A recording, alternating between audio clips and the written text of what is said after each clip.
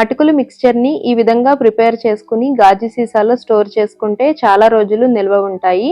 ముందుగా డీప్ ఫ్రైకి తగినంత ఆయిల్ పెట్టుకుని ఆయిల్ బాగా వేడవ్వాలి. ఆయిల్ బాగా వేడైన తర్వాత మాత్రమే ఒక స్ట్రైనర్ లాగా పెట్టుకుని అందులోకి అటుకులను వేసుకోవాలి. అటుకులు వేగిన తర్వాత ఒక కంచంలోకి తీసుకుని ఇందులోకి 2 స్పూన్ల వేరుశెనగ గింజలు, 2 స్పూన్ల గులశెనగపప్పు, 2 స్పూన్ల జీడిపప్పు వేసుకుని వీటిని కూడా బాగా ఫ్రై చేసుకున్న తర్వాత 2 రెమ్మల కరివేపాకును కూడా ఫ్రై చేసుకుని వేసుకోవాలి. అటుకులు వేసేటప్పుడు ఆయిల్ బాగా వేడిగా ఉండాలండి.